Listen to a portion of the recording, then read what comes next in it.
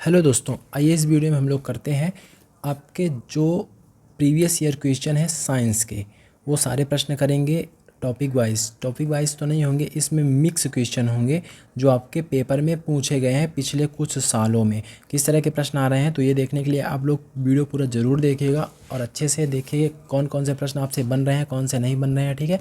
और आपको मैं सारी चीज़ें बताते चलूँगा। तो पहला क्वेश्चन देखते हैं। उससे पहले जो भी नए बच्चे जुड़ रहे हैं चैनल पे, तो चैनल को सब्सक्राइब कर लीजिए और वीडियो को अपने सभी दोस्तों के पास ज़रूर शेयर कीजिए। तो आइए, फर्स्ट नंबर क्वेश्चन है, एक विद्युत धारा उत्पन्न करती है। तो विद्युत धारा कौन कौन से काम कर सकती है वो बोल रहा है। ये आपका 2017-18 आपको क्या करना है, पिछले 10 वर्षों के पूरे पेपर साइंस के कर डालिए। जिस तरह के प्रश्न व्यापम PEB ESB, पहले व्यापम नाम था, फिर इसने PEB किया, प्रोफेशनल एग्जामिनेशन बोर्ड, फिर ESB कर दिया, है ना, staff selection commission, staff selection board कर दिया, ठीक है। तो 2017-18 आपका जेल प्रहरी में विज्ञान के जो प्रश्न आए थे वही हैं, ठीक है, मैं करवा रहा हूँ। तो विद्युत धारा क्या क्या काम होता है, रासायनिक प्रभाव। अब इसमें तो ऊष्मीय प्रभाव तो उत्पन्न करती है बिजली, बिल्कुल, और चुंबकीय प्रभाव भी उत्पन्न करती है। चुंबकीय प्रभाव कैसे उत्पन्न करती है, जो आपका पंखा, फैन, मोटर चलता है ना पंखे का, वो चुंबकीय विद्युत के चुंबकीय प्रभाव के कारण ही चलता है। और जो ऊष्मीय प्रभाव होता है, ऊष्मीय प्रभाव का मतलब जैसे आप लोग कपड़े में इस्त्री करते होंगे, कपड़े में जो प्रेस इस्त्री किया जाता है, तो उसको जब लाइट दी जाती है तो उसमें ऐसी चीज़ लगी होती है जो ऊष्मा और ताप उत्पन्न करती है। तो बिजली का है ऊष्मीय प्रभाव होगा। अब रासायनिक प्रभाव तो कहीं ना कहीं रासायनिक प्रभाव ही होता होगा। तो इसमें उपरोक्त सही क्या उत्तर दिया था, करेक्ट उत्तर दिया था आपका उपरोक्त सभी सही उत्तर है। अगला प्रश्न है जो आपके वायु से संबंधित है कि वायु कोष फेफड़ों के भीतर सूक्ष्म नलिकाओं के रूप में संपन्न होते हैं, उनको क्या कहते हैं।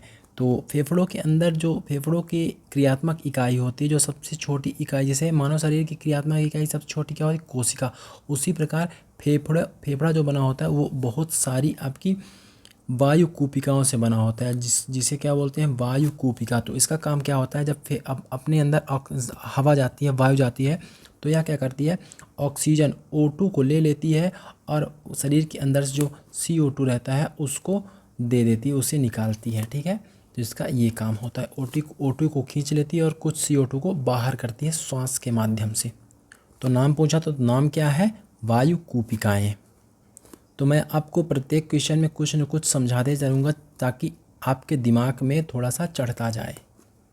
अगला और बहुत अच्छा प्रश्न है कि वह प्रक्रिया जिसमें एक अधिक महंगी धातु को एक सस्ती धातु के ऊपर विद्युत की मदद से निक्षेपित का मतलब चढ़ा दिया जाता है, कवर के रूप में चढ़ा दिया जाता है, इसे क्या बोलते हैं। जैसे आपकी चांदी है, चांदी सस्ती होती है, ठीक है, सोने की अपेक्षा, उसके ऊपर पतला पतला सोना चढ़ा दिया जाए, पतला पतला सोना चढ़ा दिया, किसकी मदद से, विद्युत की मदद से, तो उसको क्या बोलते हैं, उसको बोलते हैं आपको इलेक्ट्रोप्लेटिंग या विद्युत लेपन। हिंदी में क्या बोलते हैं, विद्युत लेपन या इलेक्ट्रोप्लेटिंग बोलते हैं।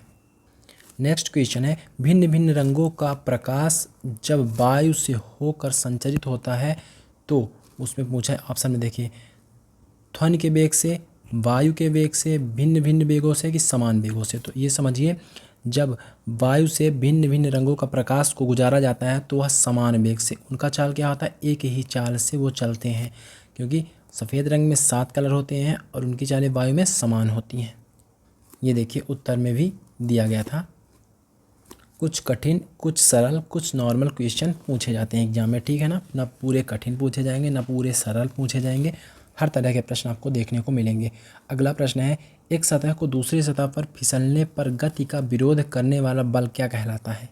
ये सारी चीज़ें जितनी भी हैं आप 10th तक के NCERT में आप पढ़ चुके हैं, है ना, जितनी भी चीज़ें हैं। तो बोल रहा है कि जैसे कोई चीज़ दूसरी सतह पर फिसलती है तो वो फिसल नहीं पाती, रुक जाती है।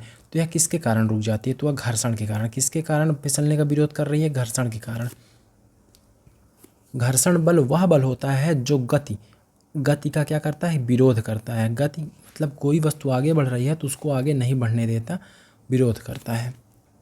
अगला क्वेश्चन है, कंपनशील वस्तु की उसकी माध्य अवस्था से अधिकतम दूरी कहलाती है। जैसे कोई कंपनशील वस्तु है, ऐसे ऐसे है ना, उसका क्या हम लोग बना रहे हैं, एक आरेख बना रहे हैं, ठीक है। तो उसकी माध्य स्थिति ये है, माध्य स्थिति ये है, तो माध्य स्थिति से अधिकतम जो दूरी कंपन की है वो क्या कहलाती है, वो कहलाती है आपकी आयाम, आयाम कहलाती है, ठीक है, आयाम कहलाती है। नेक्स्ट क्वेश्चन है उदासीनीकरण अभिक्रिया में अम्ल क्षार मिल के एक साथ क्रिया के साथ क्या बोल रहा है, शुरू से पढ़ते हैं। उदासीनीकरण में अम्ल क्षार के साथ क्रिया करके देता है, मतलब क्रिया करके क्या बनाता है। अजीब टाइप से प्रश्न टाइप कर देते हैं। तो इसमें अम्ल और क्षारों की जब क्रिया होती है तो उसमें दो चीज़ें बनती हैं। एक बनता है आपका लवण, मतलब ये नमक बनता है। नमक का निर्माण कैसे होता है, नमक का निर्माण अम्ल प्लस क्षार से होता है। और जल बनता है, और क्या बनता है, लवण प्लस जल बनता है। देखिए उत्तर में क्या दिया था, लवण और जल। लवण मतलब नमक होता है और जल मतलब तो आप जानते हैं पानी, जल। नेक्स्ट क्वेश्चन बहुत अच्छा प्रश्न। देखिए ताजमहल जो है, जो ताजमहल है, ताजमहल को किस प्रदूषण से खतरा उत्पन्न हो रहा है। तो इस प्रदूषण के कारण क्या हो रहा है समझिएगा, जो आसपास के ताजमहल के बाद जो आसपास के फैक्ट्रियां हैं जो प्रदूषण फैला रही हैं उनको बंद किया जा रहा है ताकि ताजमहल प्रदूषित ना हो। इस प्रदूषण के कारण ताजमहल का जो रंग है पीला होता जा रहा है, सफ़ेद है ना, ताजमहल का जो ओरिजिनल कलर है वो सफ़ेद है, लेकिन उससे धीरे धीरे वो येलो पीला कलर का होता जा रहा है। वह कारण है आपका H2O के कारण सल्फर डाइऑक्साइड। जब नाइट्रोजन, जो डीजल इंजन जब चलता है और पेट्रोल इंजन चलते हैं तो उसमें सल्फर ऑक्साइड और नाइट्रस ऑक्साइड उत्पन्न होते हैं, जो वर्षा के साथ, जो पानी जब गिरता है तो उसके साथ वायुमंडल में उड़ते रहते हैं, और पानी जब गिरता है तो उसके साथ मिलके नीचे आते हैं। तो जब पड़ते हैं वो ताजमहल में, तो पहले समझिए जब वर्षा के साथ मतलब सल्फर डाइऑक्साइड और नाइट्रस ऑक्साइड, नाइट्रोजन के ऑक्साइड जब गिरते हैं वर्षा के साथ मिलके तो उसे अम्ल वर्षा बोलते हैं। और अम्ल वर्षा जब होती है तो ताजमहल का रंग पीला होता जा रहा है। नेक्स्ट क्वेश्चन देखिए, अगले प्रश्न में कैसे बोल रहा है कि परमाणुओं के किस समूह की परमाणु त्रिज्या समान है। तो परमाणु त्रिज्या कैसे समान होती है, जब जो आपकी आवर्त सारणी में ऐसे आप चलेंगे तो तत्वों की जो होती है परमाणु त्रिज्या समान होती है।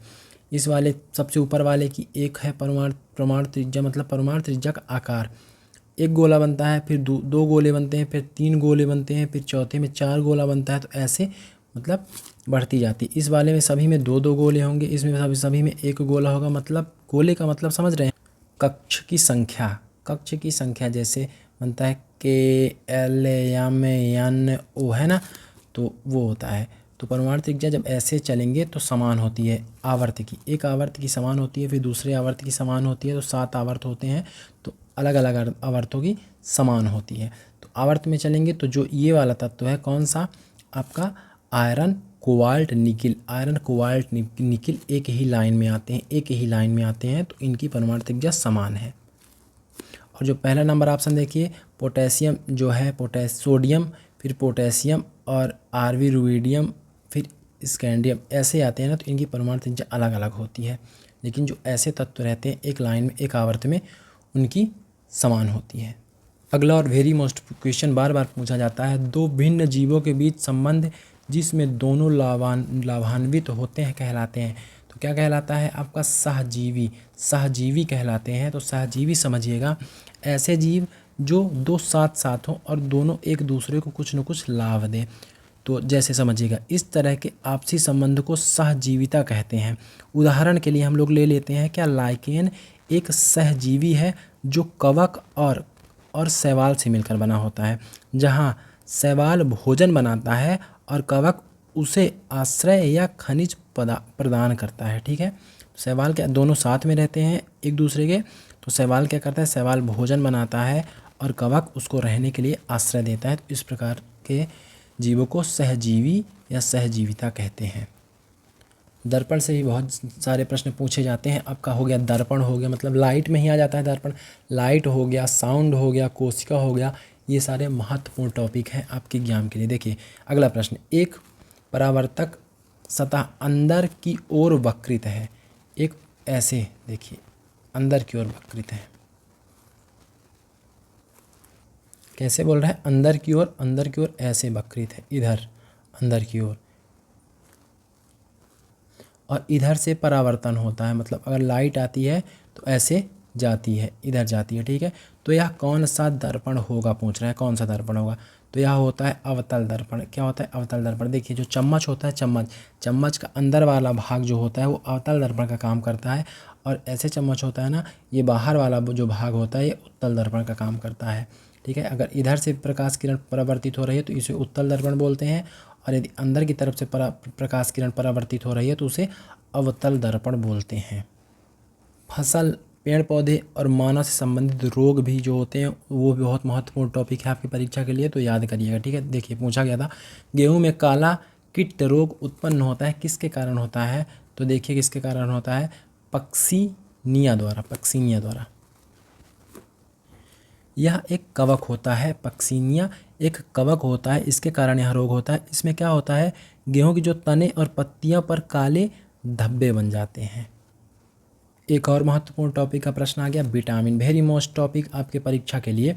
स्कॉर्बिक अम्ल, मैं इससे संबंधित पूरा एक वीडियो ही आपको ला दूंगा। ठीक है, विटामिन से संबंधित। स्कॉर्बिक अम्ल कहलाता है, स्कॉर्बिक एसिड किस विटामिन का नाम है? तो विटामिन सी जो होता है उसको स्कॉर्बिक एसिड बोलते हैं। यह खट्टे फलों में पाया जाता है, जैसे आंवला हो गया, संतरा हो गया, नींबू हो गया, तो विटामिन सी आपका खट्टे फलों में पाया जाता है। अगला क्वेश्चन अम्ल क्षार से पुनः पूछा गया है। एसिटिक अम्ल अर्थात एसिटिक एसिड किसके द्वारा उदासीन होता है, मतलब उसका प्रभाव कम हो जाता है, किसके कारण? तो इसका उत्तर पहले देखिए फिर बताता हूँ। सोडियम हाइड्रोक्साइड, सोडियम NaOH जो होता है, NaOH एक क्षार है। OH जिसमें दिखे तो आप समझ लीजिए वो क्षार है, जिसमें H बस दिखे, जैसे H2SO4, ये क्या है? इसको बोलते हैं सल्फ्यूरिक अम्ल, जो बहुत ही खतरनाक होता है। जिसमें H दिखे वो अम्ल होता है, जिसमें OH दिखे वह क्षार होता है। ठीक है, तो चलिए इस एसिटिक अम्ल का जो आपका केमिकल फॉर्मूला होता है वो होता है CH3COOH, जो कि सिरका का मुख्य घटक है। सिरके में क्या होता है? एसिटिक अम्ल ही होता है सिरके में। ठीक है, अगला प्रश्न देखते हैं। तो अब साइंस के क्वेश्चन यहीं समाप्त होते हैं। इसमें अब अगला वीडियो फिर मैं लाऊंगा, तो वीडियो यदि अच्छा लगा हो तो सब्सक्राइब जरूर कर लीजिए चैनल को। आपको ऐसे ही फ्री वीडियोस और क्वेश्चन अभी तो टॉपिक वाइज में और वीडियो आपको दूंगा तो अच्छे से समझ में आ जाएगा। तो मिलते हैं अगले वीडियो में। जय हिंद।